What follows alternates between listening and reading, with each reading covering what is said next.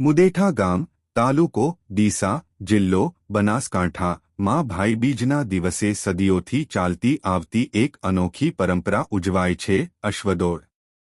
આ દોડ માત્ર રમતગમતનો કાર્યક્રમ નથી, પરંતુ એ ભાઈ બહેનના પવિત્ર સંબંધનું પ્રતીક માનવામાં આવે છે। લોકગાથા મુજબ પ્રાચીન સમયમાં મુદેઠાના રાઠોડ પરિવારનો એક યુવક રાજસ્થાનના પેપળુ ગામની એક દીકરીને બહેન તરીકે સ્વીકારતો હતો। તે દીકરીના પોતાને ભાઈ ન હોવાથી મુદેઠાના આ રાઠોડ યુવકે ભાઈબીજના દિવસે તેની પાસે જઈને તિલક કરાવ્યું હતું। તે પછી તેણે બહેનના સ્નેહ અને રક્ષા માટે અશ્વદોડનું આયોજન કર્યું હતું, જે સમય જતાં આખા ગામની પરંપરા બની ગઈ।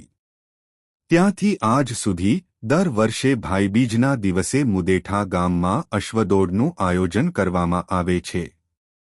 આ દોડ ભાઈ બહેનના પ્રેમ, એકતા, બહાદુરી અને પરંપરાગત સંસ્કારનું પ્રતીક બની ગઈ છે।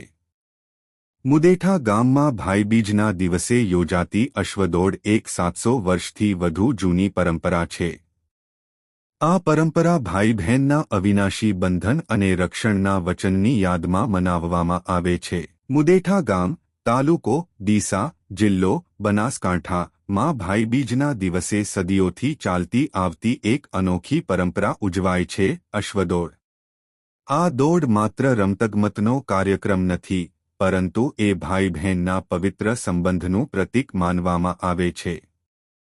લોકગાથા મુજબ પ્રાચીન સમયમાં મુદેઠાના રાઠોડ પરિવારનો એક યુવક રાજસ્થાનના પેપળુ ગામની એક દીકરીને બહેન તરીકે સ્વીકારતો હતો।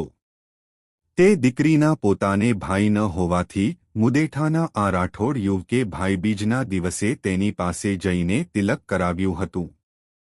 તે પછી તેણે બહેનના સ્નેહ અને રક્ષા માટે અશ્વદોડનું આયોજન કર્યું હતું, જે સમય જતાં આખા ગામની પરંપરા બની ગઈ।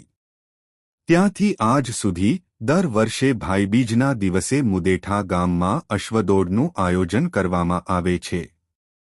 આ દોડ ભાઈ બહેનના પ્રેમ, એકતા, બહાદુરી અને પરંપરાગત સંસ્કારનું પ્રતીક બની ગઈ છે। મુદેઠા ગામમાં ભાઈબીજના દિવસે યોજાતી અશ્વદોડ એક 700 વર્ષથી વધુ જૂની પરંપરા છે।